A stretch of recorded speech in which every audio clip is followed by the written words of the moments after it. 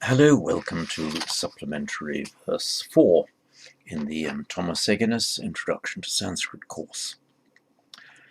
I will first share the screen with you with the text and read it to you slowly twice.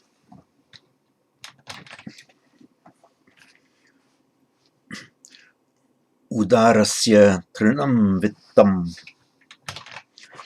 shurasya maranam trinam, viraktasya trinam bharya, nisprihasya trinam jagat. And again. Udarasya trinam vittam, shurasya maranam trinam, viraktasya trinam bharya, nisprihasya trinam jagat. Trinam means grass or a blade of grass. Here, not grass generally, but specifically a blade. And it's used here figuratively, metaphorically, to mean something completely insignificant.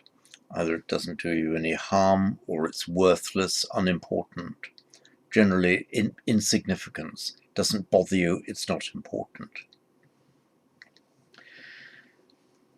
So, vittam, let me share my iPad screen with you. Vittam, from the root vid, same word see or to find, and the past participle, or this form of the past participle, vitta, meaning found, and then in the sense of something that you found, something that you have, and by extension, it means wealth, that which you have found around you, your wealth. So, an udara means generous person. So, trinam, grass, trinam vittam, that means wealth is like grass, or wealth is as unimportant as a blade of grass. Udarasya, for the generous person. So for the generous person, wealth is no more significant than a blade of grass. And note that in English, where we would say that wealth is but a blade of grass to the generous person or for the generous person, in Sanskrit you'd say it's like a blade of grass of the generous person. It has that same meaning as far as the generous person is concerned, or in the eyes of the generous person. So, udarasya trinam vittam, for the generous person, vittam trinam, wealth is like grass, or just wealth, grass. The is, as so often happens, is omitted in an equational sentence. A is B. You can just say vittam trinam, wealth, grass. Wealth is like grass. And the following three padas, that's the 3 quarter verses, follow in the same construction. So shurasya, shura is a hero.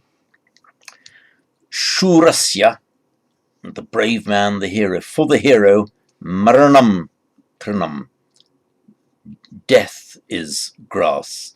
So for the valiant warrior, dying is no more significant than a blade of grass. In other words, he doesn't care about dying.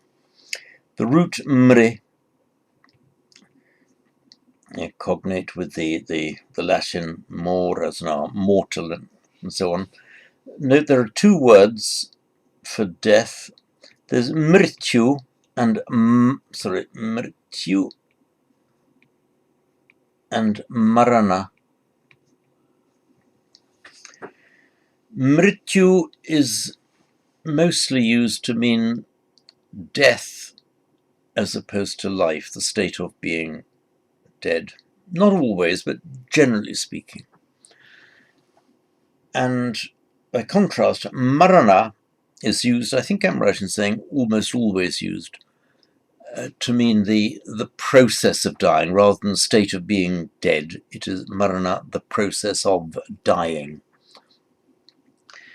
And in the description of dukkha, in the Pali we have jara maranam dukkham, and so jara marana, decrepitude and dying, meaning the process of dying. The maranam dukkham, the process of dying, is dukkha. So shurasya maranam tranam. So you might translate something like getting killed or being killed.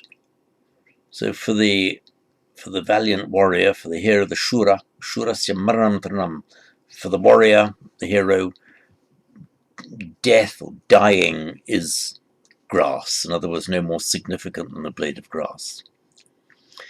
Viraktasya tranam bharya. Bharya is one of the words for a wife. It comes from the root bri, cognate with the English word to bear, and the Latin ferre, to bear or carry. The future passive participle, that it must be done, something that must be done, is with the vriddhi of the ri, becomes bharya.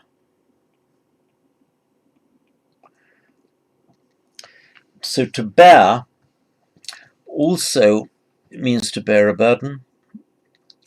It also means to support, in the sense of to support a family, to support one's wife, and to be responsible not only for the outgoings and paying for them, but to be responsible for looking after them. You bear the burden of protecting and looking after. So bharya, sorry, there was an interruption there.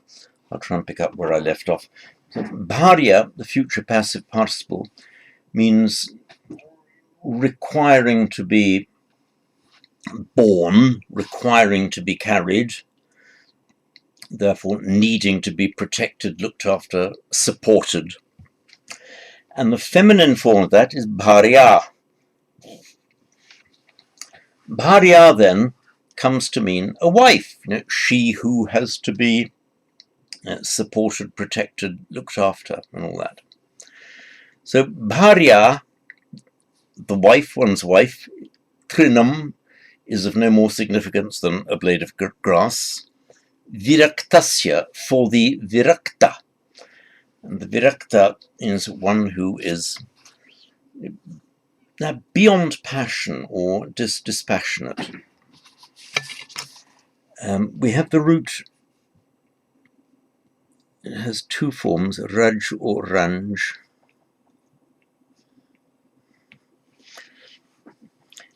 And like many roots that end in a j, that j becomes a k before, by internal sandhi, before ending, beginning with a t. So it becomes rakta.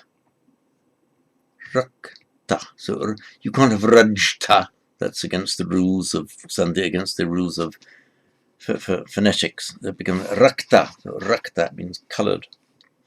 Now with the prefix v, that's the v mostly means separation, unjoining. So virakta means uncoloured, discoloured. And by extension it means dispassionate. The notion with this use of the word raj and rakta, very common in the Sanskrit and the Pali scriptures and throughout Buddhism generally. It's the idea of being attached. So and the opposite of virakta is you are anurakta. The idea of being coloured.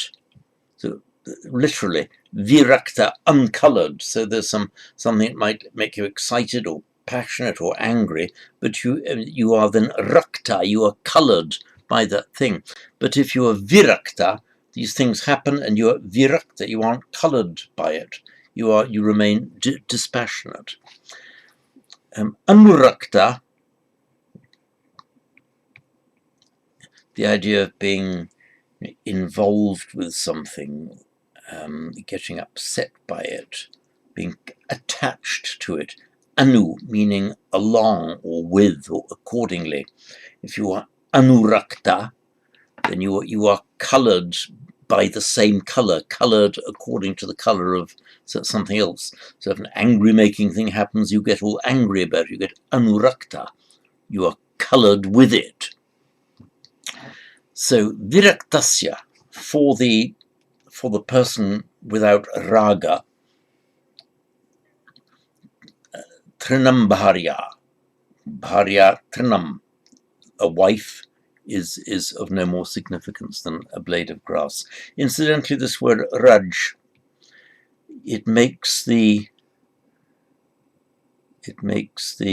verbal noun in raga, a bit like, we're familiar with yuj, yoga. So this means arrow means becomes or forms. Yuj, yoga. Raga. The word raga, those of you familiar with in Hindu music, the raga. Raga means passion. And it's cognate with our English word rage. In a rage. And it's the same root, the g and the b, when one changes into the other through the history of the language. You get a rabid dog, an enraged dog. That's that same word. And in modern Italian, you have rabbia, meaning rage. So viraktasya, for the unraged, the uncoloured, the unattached. Viraktasya trinam bharya, for the detached person, for the dispassionate person. The bharya trinam is no more significant than a blade of grass. Nisprihasya trinam jagat. Jagat means the world generally. It's actually from the root gam, and the frequentative jagat, that which goes, that which precedes, just the world generally. And the Lord of the world is Jagannatha, meaning Lord or Master, and the T becomes an N by Sandhi, so you don't say Jagannatha, you say Jagannatha. And Jagannatha, which in English became a juggernaut. So juggernaut is an anglicization of Jagannatha or Jagatnatha, Lord of the world. Nisprahasya, for somebody who is without desire. The root sprih, there we are, sprih,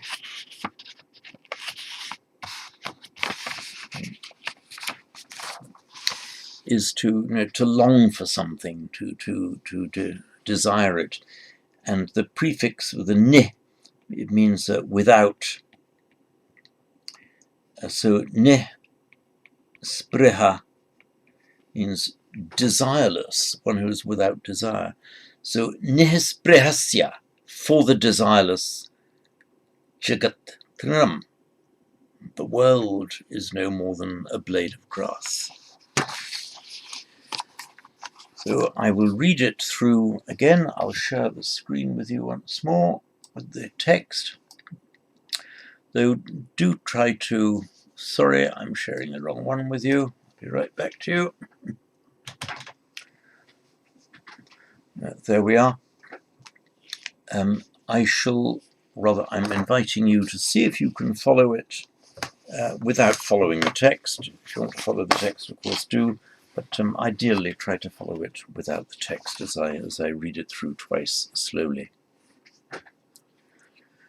Udarasya trinam vittam, shurasya maranam trinam, viraktasya trinam bharya, nisprahasya trinam jagat. And again. Udarasya trinam vittam. Shurasya maranam trinam. I'll do that line again. Udarasya trinam vittam. Shurasya maranam trinam. Viraktasya trinam bharya. Nihisprahasya trinam jagat. And that concludes this video.